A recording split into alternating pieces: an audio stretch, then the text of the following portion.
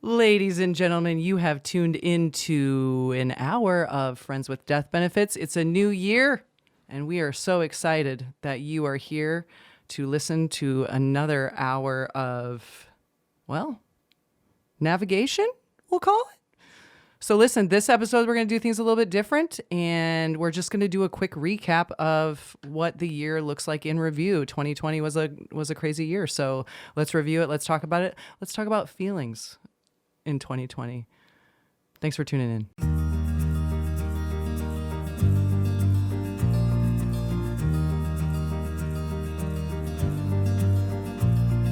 Welcome back. 2021. You have tuned into Friends with Death Benefits, the only podcast you can listen to where we laugh, we cry, we drink protein shakes.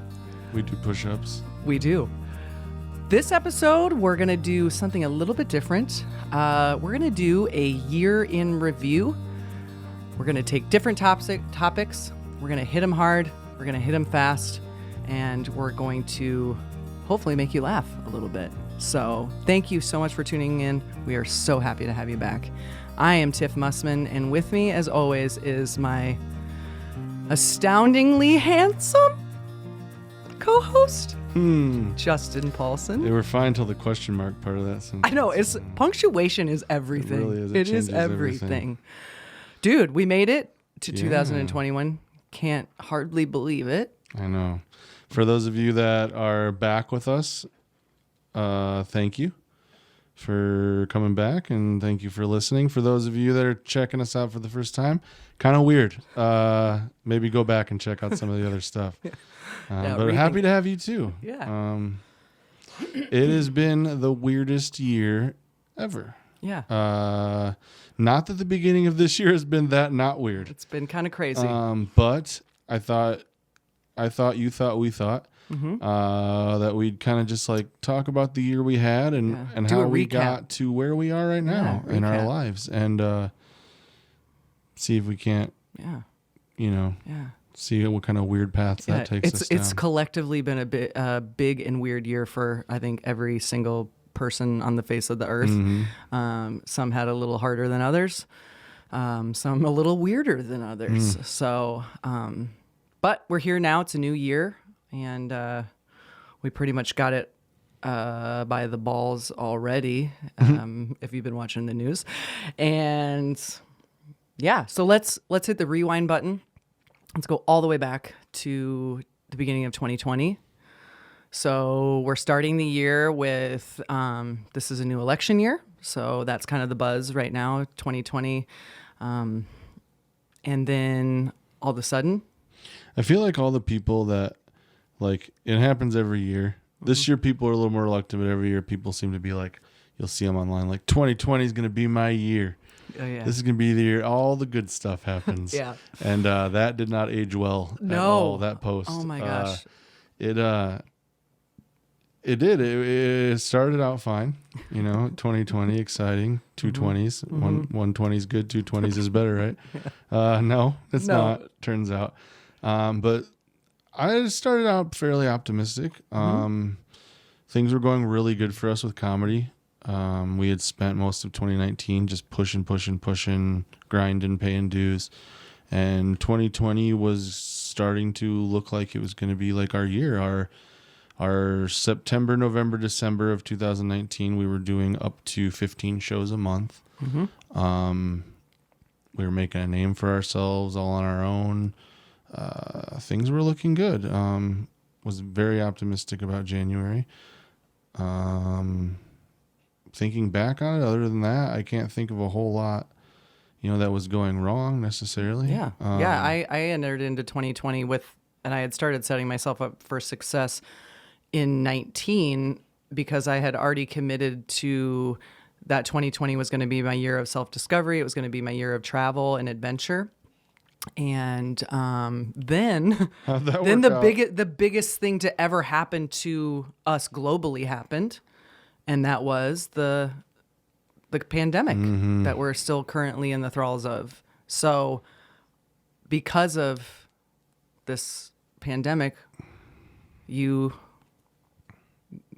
job flubbed. Everything changed. Yeah, everything changed. And that's what was the funniest thing about it, because as good as January seemed like it was going to be, February and March were like it was coming to fruition. Yeah.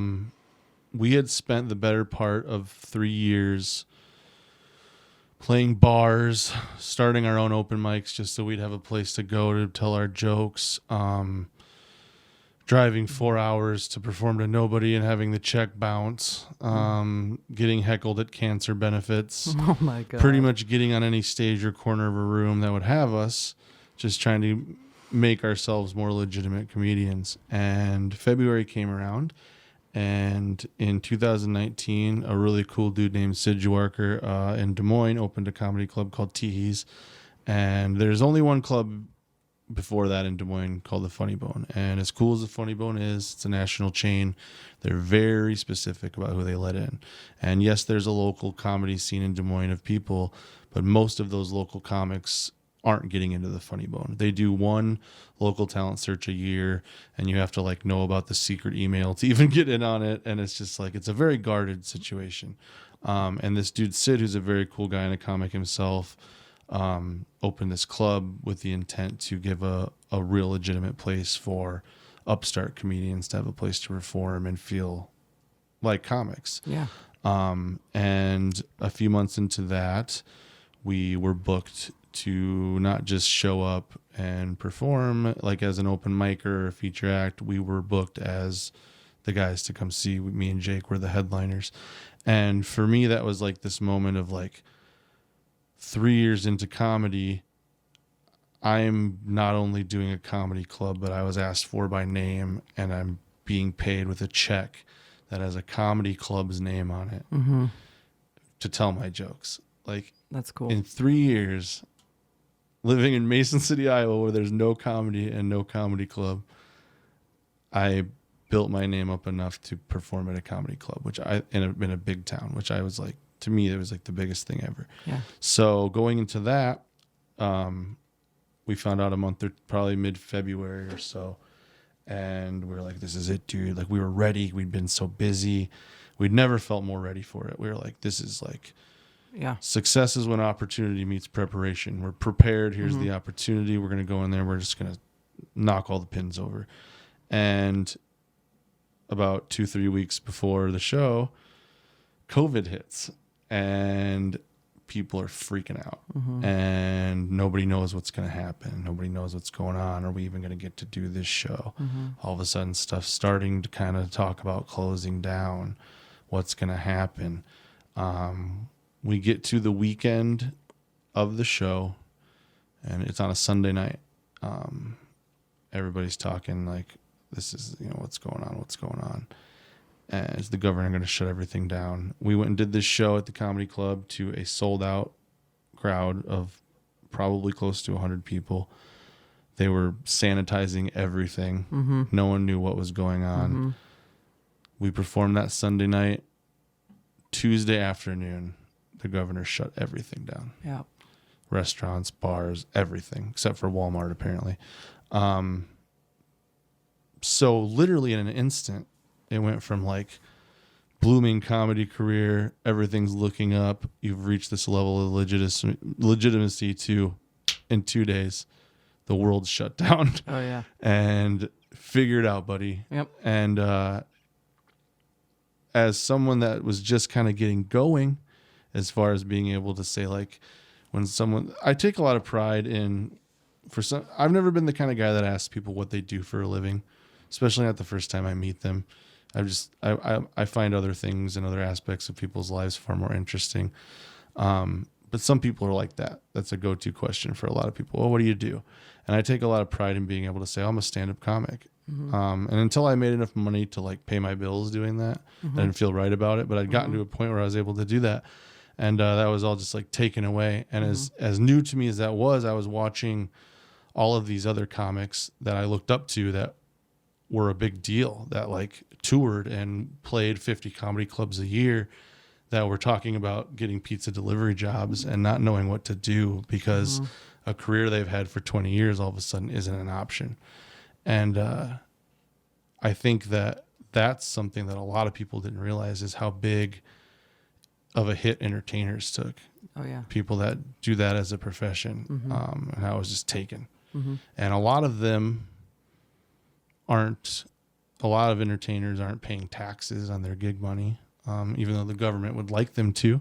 Mm-hmm. But that being said, there's no help for someone in that way. It's just, you just deal with it. So yeah, I went from really optimistic to we're in spring and now the world's shut down and I'm a comic that can't do comedy. You know, how was your early and late winter into early spring? Oh, wow. Okay. So definitely wasn't struggling to necessarily make ends meet just because my job doesn't participate in recession. Right. And actually was very a good lucrative space for us just because I work in the construction industry and people were staying home and they're looking at projects they should have been doing 5 years ago. And so it actually, it ended up being really good. But so, you know, spring break gets here and, you know, Claire's on spring break. She turns 13. Ethan comes home after being estranged for a year and on her birthday, and that starts to bridge the gap and heal our family again. And so that felt really good. And then spring break ends up being like a 6-month sabbatical. And I think we were all really embracing a quarantine there for a little bit. Cause I did furlough for a couple weeks just because we didn't really know what we were dealing with. And so just for our own safety and everything, I did furlough for a bit, but, you know, we'd done every puzzle and I was drinking every day. Like I was getting up at 10 o'clock in the morning. I've painted everything in my house by this time and drinking mimosas at 9 a.m. And I'm having a shower beer and I'm, you know, whatever. And it just becomes this like norm, but we are all just kind of sleeping when we want. We're eating when we want. We're doing what we want when we want. And it felt like this just like kind of complete free for all. And, you know, we're doing all the puzzles and then it starts to wear on us a little bit. You know, we've watched every documentary. We fully embrace Tiger King. Speaking of that, when people ask me, like, I feel like the pandemic can be like broken down into sections. Yeah. Because even though it's only been like 8-9 months of it, it feels like 1,000 years. For real. And like my favorite era of Corona was definitely the Tiger King stimulus check portion. Yeah. Like I've yet to find a month that was as enjoyable. If ever there were a 2020 mascot, it is. Oh my God. It is Joe. What's his name? Exotic. Joe. I always want to say Joe Dirt. I think they're brethren. They're brethren. There's some connection there. I think it's safe to say. But he definitely is the sexual icon of 2020. I never knew that I needed a gay dude with a mullet and a turquoise shirt wrestling tigers. And doing meth. But when I learned that that's exactly what I needed in life, it's what the world needed. I know, it really is. It's really what the world needed. Yeah, so we're doing the Tiger King, and then like a total moron, I decided to embark on The Handmaid's Tale, which if you haven't seen it is pretty much a beautiful art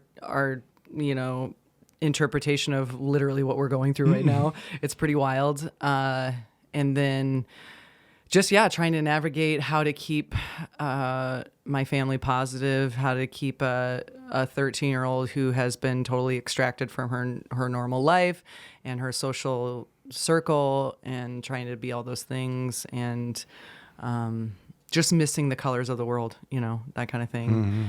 And then, spring gets here, and then we have this little beacon of hope, and spring is like my jam. I love spring. And my birthday is the first day of spring. That what? Fun fact. My birthday is the first day of spring. Justin likes people to know about his birthdays because he likes gifts and lasagnas. I just like attention. Yeah, I like attention. I like there's a whole day about me. So anyways, on Justin's birthday, we celebrated. It's fresh, it's new, it feels good. You can have your, new growth and whatever, and it's pretty great. And so there was this little beacon of light, and everybody was feeling pretty good in that vibe, and a little bit like, yeah, man, we got this. We can do this whole coronavirus thing. We got this lockdown thing on lockdown, whatever. It's fine. Yeah, it's fine. And then the George Floyd situation happened, and you know, where we record this, where we live and record Friends with Death Benefits is 2 hours away from Minneapolis, and it's one of our favorite places. It's frequented and, you know, often by a lot of the locals here, and, you know, big sporting events and lots of great music and comedians and food and culture and things like that. And Closest big city. Yeah. And it is awesome. It is really awesome.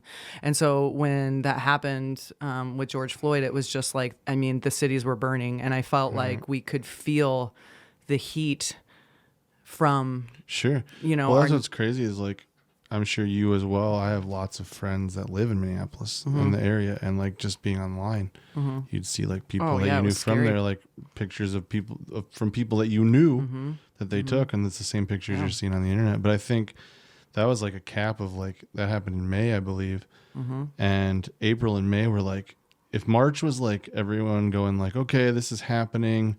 We don't know for sure what's going to happen. It seems like it's going to be bad, but how bad is it going to be? Right. How long is this going to last? Because I feel like as a people, we're always like, we'll see. Yeah. You know, and April was crazy for us because, like I said, in my profession, it's a lot of pre-planning. Yeah. Anything we're doing on a weekend is because we booked it 2 months ago. Right. And the reason we were feeling so good is because of how busy our schedule had gotten. We went from 2019 early in the year, where we were lucky to do 3-4 shows a month, to where by March we had 23 shows on the calendar between April and May. 23 paid feature shows that we had to cancel, every single one of them.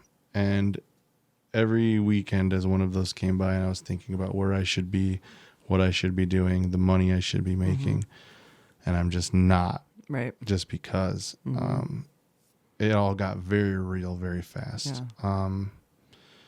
So I was kind of just, everyone was just kind of in that, and everyone has their own version of that in their life, where they weren't sure how badly something they do was going to be affected. Yeah. And then by May, we're all like, okay, this is pretty fucking bad. Yeah, right. And then all the stuff with George Floyd happened, and it really put things into perspective, though, I think, right? I think it was a cross between, people always ask like, oh, there was all this other stuff going on. Yeah.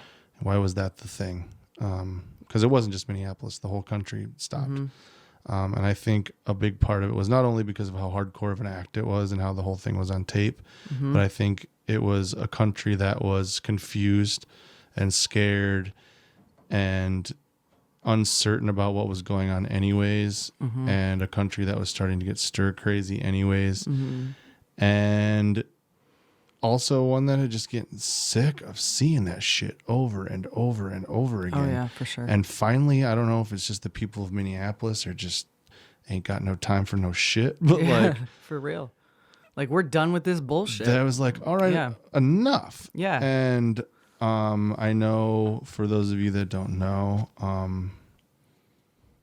it hit your heart extra hard. And you threw yourself into that cause. Yeah. I know you felt really drawn to lend yourself to that in any way that you can. I don't know if you're going to talk a little bit about what that was like for you. Yeah. Well, like, you know, and I won't spend too much time on this, but, you know, I've always considered myself a free thinker, you know, a free lover. Never really thought that I saw color, which I now understand after being educated. That was a total, you know, ball drop on my part. I really didn't understand how deep into our fabric of the American population that racism had really has been sewn into us. And so I just felt like a calling on my heart about this. And so, you know, we formed, the protests here locally, and we were out there every single day for several weeks in the sweltering heat, and, you know, having just important, hard conversations, cross-racial conversations. We were having conversations in our homes. And it was just so enlightening. I learned so much, so much. I met so many amazing people. I stretched myself in ways I never thought that I could. I got real uncomfortable real fast. And then I got real angry real fast because I felt duped. I felt like everything I have been taught all of my years of life has been untrue. And I was experiencing grief, honestly, through that. And I talked about that openly with several people. And and so I really wanted to dedicate myself to that cause. And, everybody has something that they're fighting for. And for me, it just felt like that's where God was leading me. And I became just very active in that movement.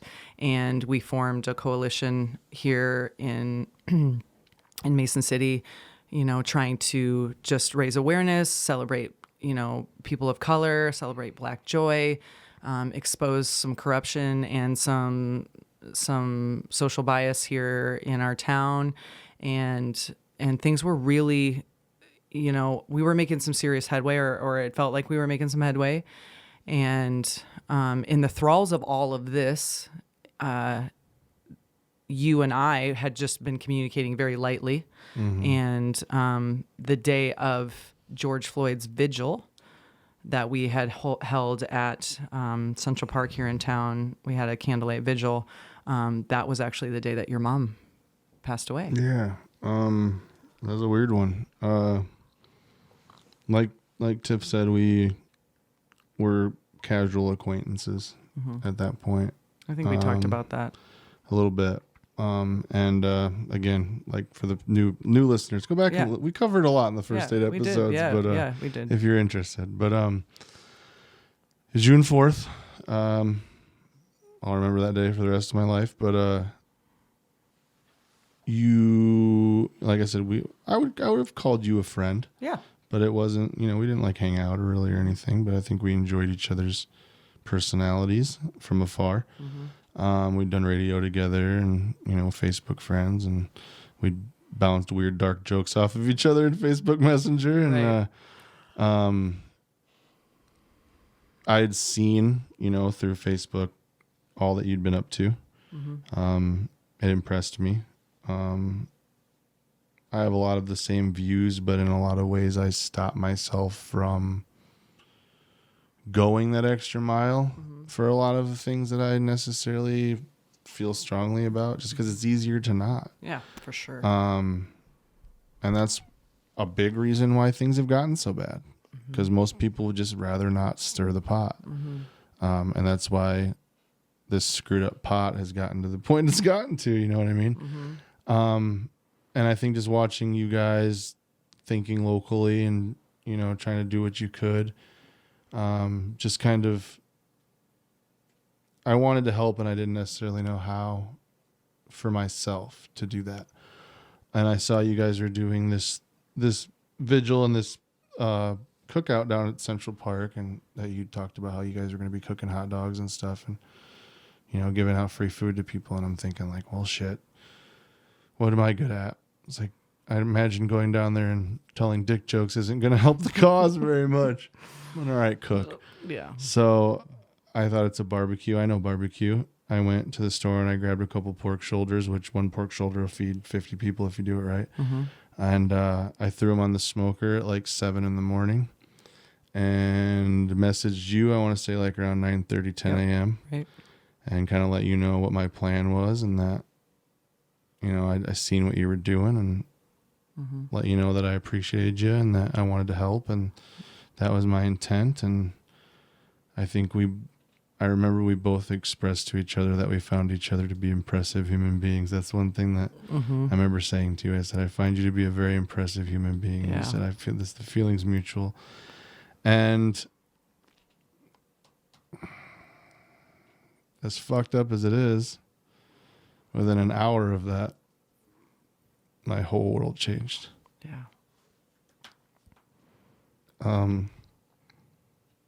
I got that shitty phone call I've talked about on this show that my mom wasn't breathing and that the ambulance was taking her away. And it started the shittiest day of my life. And everything that I had intended to do that morning wasn't really an option anymore. And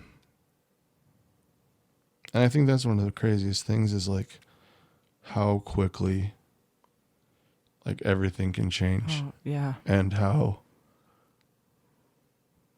Blink of an eye. how much we take day-to-day plans for granted.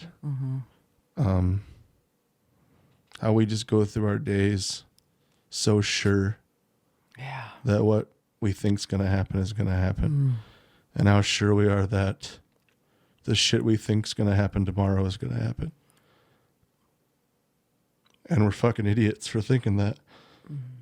Because it's not always that way. I didn't make it down to the park that day. Right.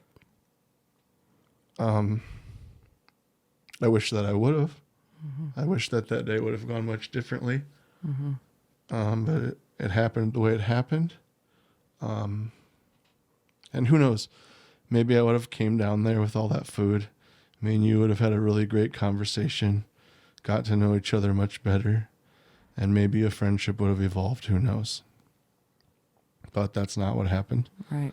Instead, what happened is my mom died, and at the end of that day, I realized I hadn't gotten a hold of you and let you know, and I didn't want you to think I was a flake. Yeah. So I didn't even have the emotional stability to even do that. So I had my wife do it, and of course you understood like anyone would, but within the next week or two after that, you, for some reason, felt compelled to reach out to me. And then that started this whole dialogue about the truth about grief and what it really looks like, what it really feels like, how crazy it is, how great big it is. And so, yeah, spent the next couple months exchanging dialogue, voice notes, which are still my favorite way to communicate. And then we fast forward to September. And well, before we quite get there. Okay. What are we doing before that? What happened before that? How long have I been asleep? Yeah. So we became fast friends. Tiff shared with me a lot of personal stuff about things that she'd been through.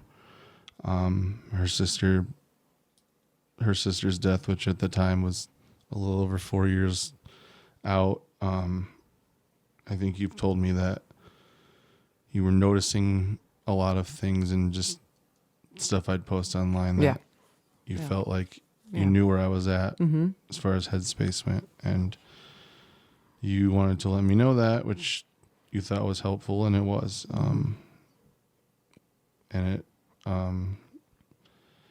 In turn, you asked me to, even though I was just, I can't, honestly, I'm having a hard time remembering if it was before or after. I think it was after. I think we had already become friends. But your husband's birthday was over the summer, over 4th of July weekend. And you asked us to come to a show at your house. Yes. So, July 2nd. And so 4th of July weekend was the first time we really, really hung out. Yeah, right. You invited us to your house, fed us snacks. Had a backyard. We told jokes in your backyard. Socially distanced, of course, because of course we can't do anything. Right. We can't go anywhere because... And that's, for us, that's what comedy had become, because I refuse to just stop. Yeah. I don't want anyone to think I'm not one of those people that was like, oh, COVID's a hoax and we don't need to take it serious. Was never that guy at all. But I didn't have it in my heart to just go, I'm just not going to do comedy till this thing is over. I knew it was going to look completely different, but I knew that I couldn't just stop. I was too in love with it.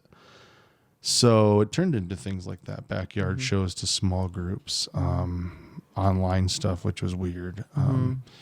But so you're 40 some days out. You helped us. Yeah. You helped us kind of keep things going, which I appreciate. And he went up there. I just want like listeners to know, like he went up there in Slade. I mean, even though it was the first time he had been up there telling jokes, you know, cause you're like 40 some days post, your mom's passing, and you went up there and did it Not flawlessly? even June 4th to July 3rd. Oh yeah. Okay. Yeah. Not even a month. Yeah. So you killed it. And We just kept going after yeah, that. Like we just kept yeah. talking more and more and becoming really good friends. And it was a relationship of someone who was going through a really weedy part of life and having someone that had walked through the weeds once already. Yeah. Telling me which way to turn. Yeah. Which I had several people guiding me through all that, but it was very helpful. Which makes September extra weird because the way our friendship had developed in just a few months and the basis and the context of it. Yeah.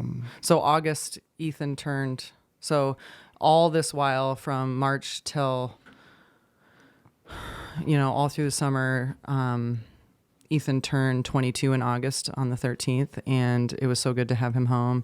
And, things were we had just really settled back into our mother-son relationship, and our family felt whole, and it was so freaking it was rad. It was just so rad. Everything I wanted in our relationship had come back, tenfold, and we're both just in really good headspaces, and our family just felt united and great. And then September 3rd, Ethan goes in for his surgery. And then he spends 8 days in the hospital, deteriorating from complications that I still am unclear about, as I have not gotten the autopsy. And then September 11th, we took him off life support after a cardiac event that he had had 2 days prior. So here we are, just as you were saying earlier about how your life can just completely change in the blink of an eye. And knowing the risks going into this with him, never thinking it's going to be me, walking by all those little babies in that hospital and toddlers and 8-year-olds and the pediatric floor, and thinking, oh my God, please don't let me see a mother grieving their child up here. Don't let me see a mother in the hallway, crying and screaming because her child has passed away, and only to be standing outside of myself, seeing myself do it. Incredibly surreal, and still feels surreal at times when I think about it like that. So I don't remember much of after that. Thankfully, September 11th is already globally just, by and large, a shitty day. So you're not ruining anyone's good time through grief on that one. Not ruining anybody's good time on that day. But so don't really remember much of September, other than the funeral and a couple other, really foggy moments. And so too with October, I would say, and you and I both love Halloween. And we're going to do it so much better next year. We will do it better next year. We will. But didn't really do much to participate in the pagan holiday. And shame on us. Yeah, I know, right? And then we start the show. Then we start the show. And I think from just a quick... Yeah. My point of view of those couple months, it was strange for me because I felt thrust into this position of, and not that you asked it of me, it was something I put on myself, of you were there for me so much, and now I'm immediately, in the matter of a day, in a position to where I want to be that for you. And it was so strange for me because I was 3.5 months out from my own thing, as to where you were almost 5 years, right? And you were able to not break down and talk about your sister. And now you're going through something that I want to be there for you as your friend that I'm still going through. Right. And now I feel this strange, almost, I don't think I've ever told you this, but I almost felt this like guilt of not wanting to burden you with my shit anymore because you had your own shit now, which was hard for me because I was getting so much from burdening you with my shit. Yeah. It was really working for me. Yeah. Right. Yeah. But I felt, and I don't want you to think that you ever made me feel that way. Oh yeah, you no, didn't. I don't. You were still I understand. an incredibly thoughtful friend even through that shit, which I think says a lot to your character. But it was very strange as to where if you knowing how I was feeling bonded us together, you going through it with me a second time, Right. I think cemented our friendship. Yeah, I would agree. But also, what was so crazy is that I just really didn't know how to be there anymore, because it's like I'm in this space of like just confusion and just unimaginable heartbreak. And I think I understood that. yeah. And that's why it was okay for me. Like, yeah. Yeah. And then I realized to what magnitude, how great big grief really is. I mean, and it was something I had explored and experienced before, but and I've said this on the show before, I just really kept it to myself. And really walking the journey with you through the passing of Deneen really helped me to open up a little bit more about like how big this really is. And then, Ethan passing away, and then it just grew almost to the point where it's like I could feel it just like eking out of my ears. It was just like, this is so big. This is so big. But what do I do with it? What do we do with it? How do we do this? How do we put this in a place where we can heal, make things applicable, talk about it, and heal at the same time, when it was like it was took every ounce of energy just to like get up in the morning, and then it was like, coming to realize like there wasn't much for self-help out there as far as podcasts and stuff like that wasn't super polished and attractive and shiny and that sort of thing. It wasn't ugly enough for me to to enjoy, honestly, or to get much from, because I was in an ugly spot. You were in an ugly spot. And so then it was like the brainchild of, well, let's make our own gross content about how gross this really is. Yeah, it all kind of was in ways an accident. Like, I think we had both done radio together and separate. And I think we both maybe think a little too highly of ourselves individually. And I think we both were in the agreement that, hey, we're kind of good at this thing. Yeah. Together, we'd probably be really good at it. And I had the thought of, hey, we should start a podcast. Never in a million years was my initial thought. Yeah. This show. Yeah. I just thought, let's get together and be stupid and tell funny jokes. Yeah. But that thought sparked your thought to do this. Yeah. And let's marry the two. You asked me about it. Mm-hmm. Like you do. Yeah. With your big ideas. I'm aggressive with my big ideas. I was like, let's do it. Let's try it out. And I didn't know what it was going to be and how it was going to go, but I think part of me always kind of knew, like, this is going to be like something. Yeah. Even if it's just for us. Yeah. Like, I think I kind of knew like we were onto something. You know what I mean? I think I kind of knew people would appreciate it.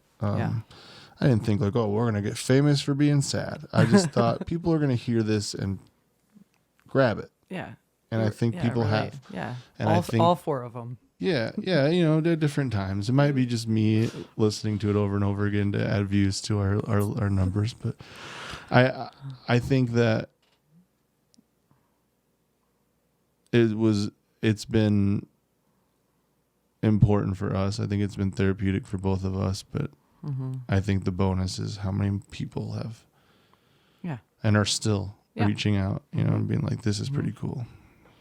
And we were both like really scared going into Thanksgiving and both really unsure about how choppy the waters of the holidays would really get. Spent Thanksgiving together at your house, and that was really cool. Justin's dog ate all of the charcuterie that I brought over there. So much fancy meat and cheese. So much. And she didn't feel bad at all. Not even, it didn't even. Well, she's like in the kitchen with us, breathing heavy. And I'm like, well, these guys like dogs, but this is just rude. And I send my dog away thinking I'm doing the right thing into the living room. And she's like, oh, okay, I don't get to be in the kitchen. Yeah. That's fine. I'm going to eat all your fancy meat and cheese. And she did. And that's fine. And she did. But so, yeah, that was really cool. You found out that Tiff doesn't believe stuff till she sees it. And I kept telling her I could cook. And she's like, yeah, I'm sure you can. Yeah. I'm sure you can. Guys always say that bullshit. They always say that bullshit. So I had to never prove pans it. out. She believes me now. Yeah. So we broke some bread. It had some good eats. Got through it. Enter in Christmas. I browbeat you until you put up your Christmas tree, which you did, and I still have yet to hear a thank you for, and that's fine. I will say, like, my poor wife gets lumped into my bullshit so much that, like, when we had talked about that around Christmas, about how, I was like, I just don't know for sure what we're going to do. Because, like, for those that have listened, my house, I don't know I don't know if we're going to be able to keep my family home. I don't know what's going on. And there's a lot of uncertainty. And it was like, well, we're going to, how long are we even going to be here? Is this even worth it? Is Christmas even going to be a thing? And you were like, no, you need to embrace it as much as you can. And my wife's like, I don't like that I get lumped into your I never didn't want a Christmas tree. She's like, I was going to make you put that tree up whether you liked it or not. I'm just like, oh, well, sorry, you get lumped into my fucking pessimism. But it's true. I was iffy about the whole thing. And I was more scared of that, I think, than anything. Like, even early on, that was shit I thought about that summer. Like, oh yeah, when I remember you saying it early. I'm terrified of the holidays. And they came, and I'll give you credit. You did what you said you were going to do. I find a lot of people in life, and I think it's probably a big reason as to why our friendship works and why I've put as much trust in you and effort into our friendship as I have in such a short amount of time, is I feel like, and I'm not calling any one person out, but I feel like a lot of people in your life talk a big game. And I'm the kind of person that really appreciates when someone does what they say they're going to do. Yeah, I do too. And I'm totally cool if they don't tell me they're going to and then don't do it because they didn't promise anything. Right. That's what under promise and over deliver, I always say. And you told me we're going to get through this shit. I'm going to be here if in whatever capacity you need, and that's how it's going to be. And I was like, sure, fine. But I wasn't going to push myself on you because you have a family and you have your own shit. But luckily you pushed yourself on me. Yeah. And you invited me to your house on Christmas morning, which that might not seem like a big deal to some people, but Christmas is like a family thing. Christmas is like a special family moment. Right. And you didn't owe me that. You didn't owe me to include me in that. And I'll go one further, and how long it takes them to hear this or if they hear it, Kyle and Claire didn't owe me that either. But you guys, and I say me, I should say we, because my wife is going through this just as much as I am. Sure. And you guys, I assume, wanted us there. I assume it wasn't, I never felt like you felt like you had to do what you did. Yeah. I've felt wanted Yeah. through all of it. And the fact that you just, all we did was hang out and eat breakfast and play games. Yeah. But we were together. Yeah. And I've said it a lot of times on this show that distraction is the biggest therapy for me. Knowing people give a shit, feeling like I have something to grab a hold of, as what's been the biggest thing for me through all of this. And yeah, we got to hang out. It was fun. And then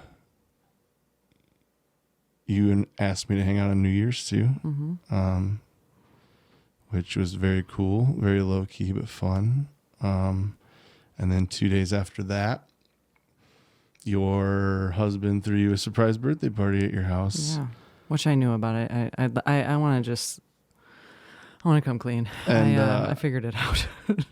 I turned 40. And that's how we started this new year. Yeah. But I would say, as far as the holidays went and ending the year, it was very terrifying. And I had some super dark moments of just like, this fucking sucks, like so bad. And like, just full on breakdowns of just like, this is what this is now. Right. I think that was when it got the worst for me. It was just like, just stopping in those moments and like looking around at this like makeshift Christmas. And it wasn't just because it was COVID. I knew it was much bigger than that for me. I was able to trick myself a little bit and think, oh, everybody's doing it this year, but next year's not going to be like that, but it will be for me. And I just had these moments of like, fuck, like this is what this is now. Whatever it was, it's not that anymore. It's this now. Right. And while I found so many good moments in it, it's still this. Oh yeah. I totally feel that. I totally feel that. And I'm going to have to figure out a way to be okay with that. I don't know that I did that this year, but I definitely took a stab at it. I would say you gave it a good college try. But thank you. Yeah. Thank you. For all that you did. Just being my buddy. Heck yeah. I would definitely appreciate it. We got through the crap. We got I know. into the So next year. like let's just take a moment to like take a breath and acknowledge our own capabilities here. I mean, I don't care what anybody says. You are not a pussy. And so many have said it. So. And I'm super impressed. I mean, there are moments where I see you, you go backwards, and that is part of this. And I have them too. The fact that we have been steering the ship back to its new course, or however you want to look at that, is pretty impressive. I think it speaks volumes to the human condition, what we're capable of, but moreover, what we're capable of doing together. And I think, and I've said this 1,000 times, is that you cannot do this alone. You could probably do life alone and like be totally cool with it, but you cannot experience the losses that we have experienced alone. And if you are, I'm so sorry for you. And there is so much access to help at your fingertips. I mean, the internet is such an amazing thing. It's a dangerous thing, but it's an amazing thing. There's so much help out there. There's friends that you can have on your fingertips, and people do want to support you. Yeah. A big thing I've learned through all this is don't let your pride get in the way of your needs. Good one. Be honest with yourself. I know everyone has that thought of, I'm not going to this is mine. I'm not going to put it on anybody else. But I guarantee you that if anybody's taken the time to tell you, I want to be there for you, it's probably a really good chance they mean it. And you shouldn't let your own pride and worries stop you from making what you need clear to those people. Because they're not going to know if you don't tell them. And on the other side of it, I would say if you're the person saying that and offering that that oasis, you know, that friendship, Don't offer it lightly. Don't offer it lightly. Say what you do what you say, mean what you say, and be intentional about that. And so too, as far as the pride thing goes, don't let your pride hold you back from reaching out to somebody who desperately needs it. And you don't even have to say anything. I mean, it sounds cliche, but cliches are a thing for a reason.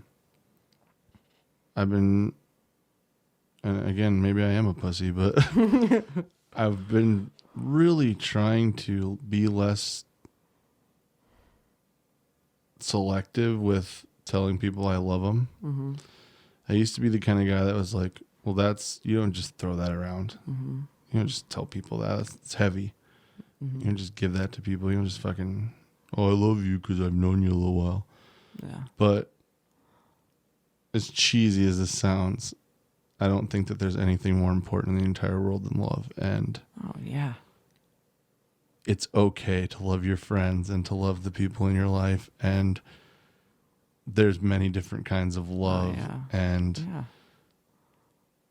It feels good to know that people love you.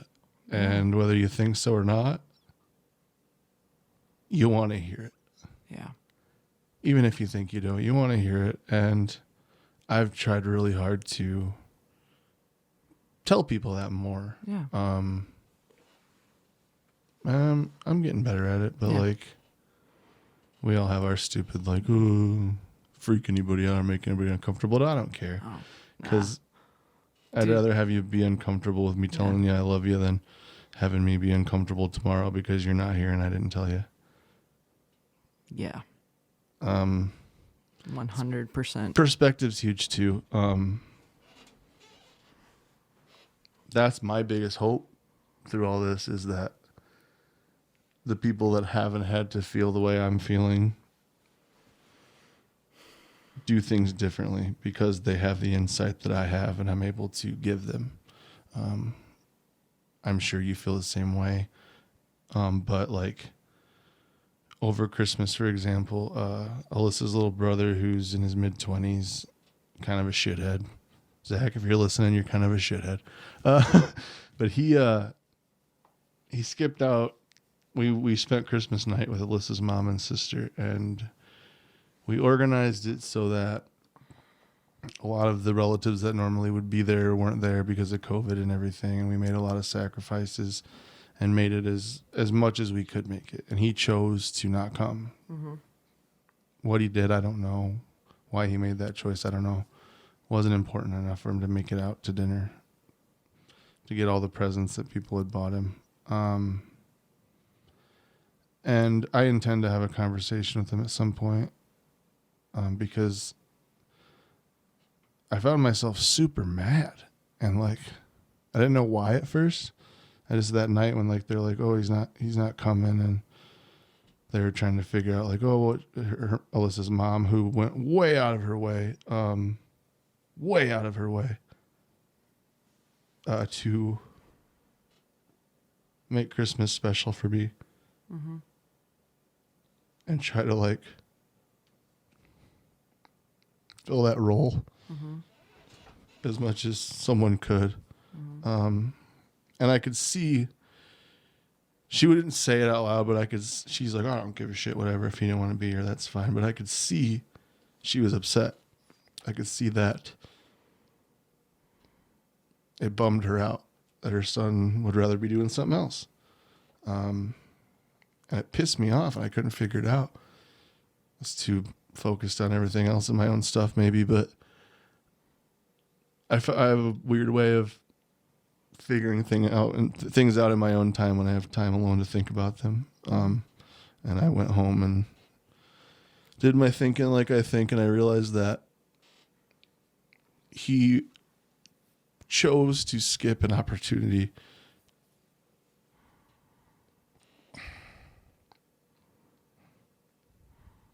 that I'm never going to get again.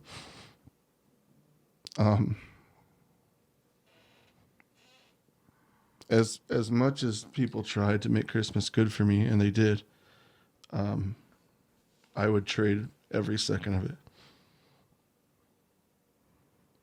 to have gotten to spend some time with my mom.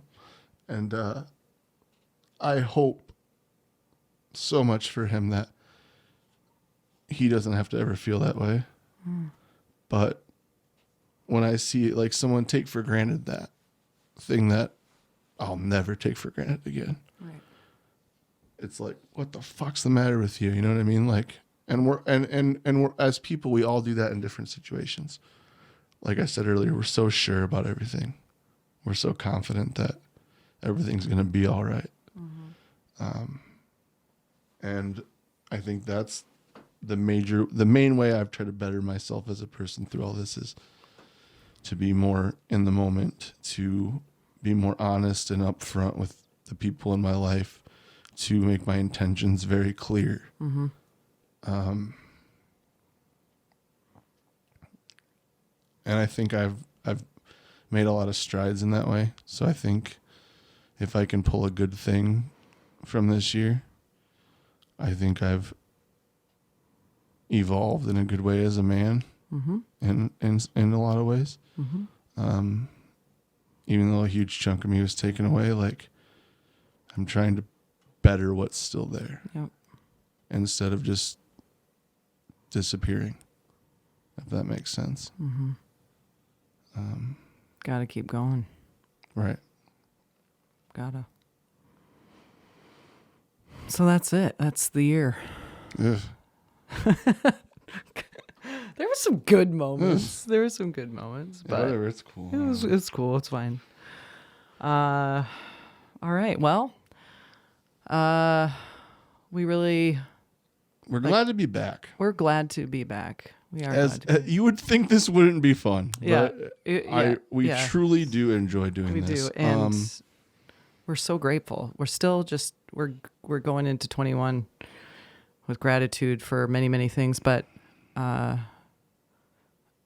said it a million times. We're just grateful to walk this walk with you, and that you're taking time out of your day to listen and to relate and to affirm. And we'd love more feedback and suggestions as we go into this second season of the show, into this new year. What do you want to hear? What are things that, what do you want to what's talk on about? your head and on your heart that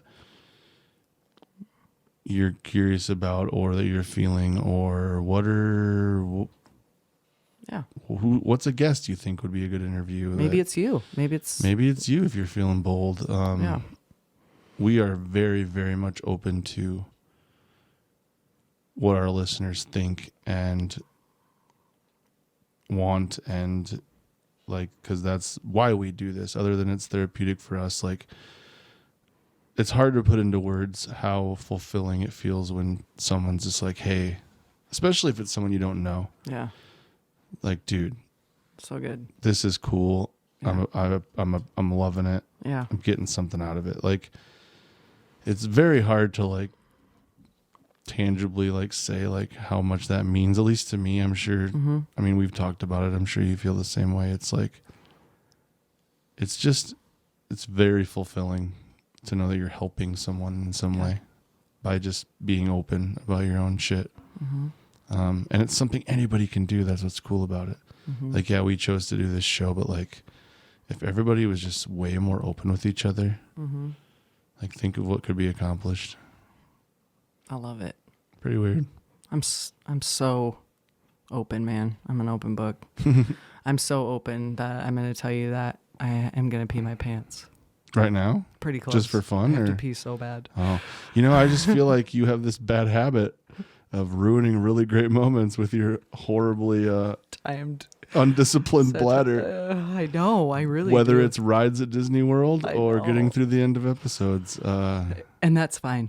And we'll see. I don't know if that one's as fine as you want it to be. But so in the long and short, guys, welcome to 2021. I don't know. we're going to go in hopeful. Let's see what happens. What do you say? Hopeful but cautious. I like that. I like that. It's like, all right, we're listening, but don't try no funny shit because we're watching. 100%. Kind of mood, you know? I don't know. So in the meantime, listen, take nothing for granted. Take everything by the balls. Be nice to your people. Be nice to the people that Yes. aren't your people. That's right. Because kindness is free.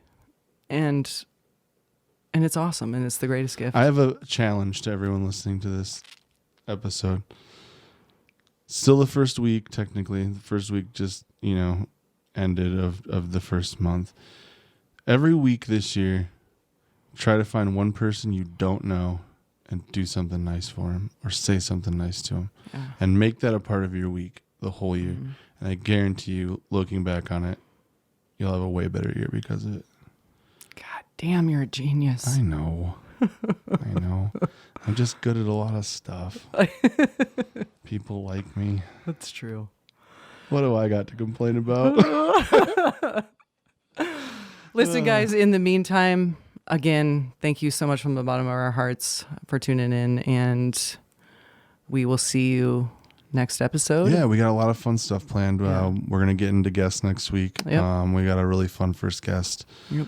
We don't want to give away all the surprises. Yeah. Give you a reason to tune in. But That's right. thanks for coming back with us. We hope everyone got through the holidays, got through Christmas and New Year's okay. We're here. We're hanging. We're going to see what happens. That's right. Um, Until next time. hang in there, guys.